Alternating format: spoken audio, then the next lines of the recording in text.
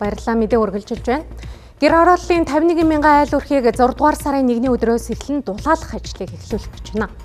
Тэгвэл энэ ажилд хугацаат цэргийн албан агчдыг дайчлана гэдгээ хотын удирдлагууд өмнө нь илэрхийлсэн юм. Харин одоогоор Батлан хамгаалахын яаманд цэргүүдийг дайчлах асуудлаар огт мэдээлэл ирээгүй байгаа юм байна. Хотын удирдлагуудын зүгээс эхний ээлжинд төрийн албан агчдыг дайчилж, цаашлаад шаардлагатай тохиолдолд цэргийн албан агчдыг оролцуулна гэж төлөвлөж байгаа юм байна.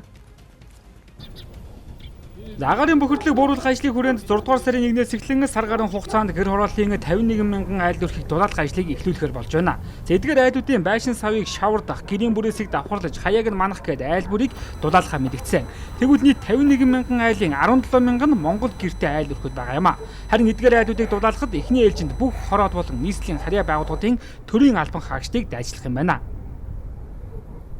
Нөгөө тухайн хорооны, тухайн дүүргийн дэвсгэрийн аж ахуйн нэгжүүдийг одоо баррикадуудад хичнээн баррикад үүсгэж болох боломжтой байна.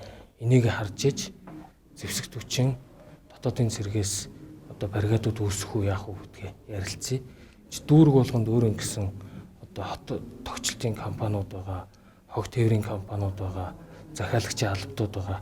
Эдгээрээс бид нэг хорон дээр одоо хэдэн баррикад үүсгэх үү?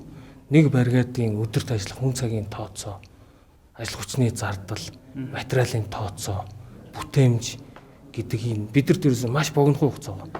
6 сар, 7 сар, за тэгээ 8 сарын дунд. 6 сар бүтэн бид нар одоо ашигтай ажиллаж чадах хэрэгтэй байна. 7 сар ч бас улсын баяр наадамтай. Ингээ бид нар өөрсөндөө нэлээд том зорилт тавьсан 51 мянган өрх айл байгаа. Үүнээс 17 мянга орчим нь одоо Монгол гэр үлдсэн 30 мянган нөгөө стандартын ихэнх нь шаардлага хангаагүй аж ахуй аргаар баригдсан барилгууд байгаа.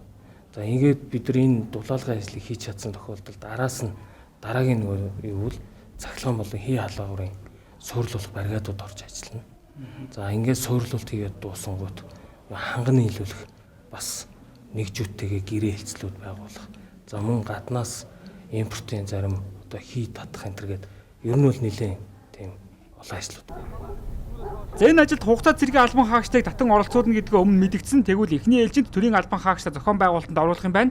Цаашлаад цэргүүдийг дайшлах асуудал хөндөгдөн гэлээ. Харин Батлан хамгаалахын сайдын зүгээс энэ асуудлаар дараах тайлбар өглөө. Яг тэрийг одоо бол тодорхой би мэдээлэл аваагүй байна. Тийм болохоор судалж үзнэ. Эрх зүйн орчин бололцоотой боломжгүй байна. Судалж үзчихэж хариу өгнө тий. Өнгөрсөн хугацаанд цэргийн албан хаагчдаа төмөр замын бүтээн байгуулалтандаас дайчлсан. Тэр үед бас нэг филм болж ирсэн шүү дээ бас тий. Тэгэхээр энэ болохоос нэлээд сайн судалж хариу өгөхгүй болохгүй тий. За агаарын бохирдлыг бууруулах хүрээнд яндангүй бүсд багтаж буй гэр хорооллын 51 мянган өрх айлуудын сар гаруй хугацаанд дулаалж өргөжлүүлээд хийн халаагуур тавих ажлыг эхлүүлэх юм байна. За дээрх ажлуудыг 9 дугаар сарын 15-наас өмнө хийж гүйцэтгэх шаардлагатай учраас цэргүүдийг дайчлан ажилуулахыг үүсэх аргагүй байна.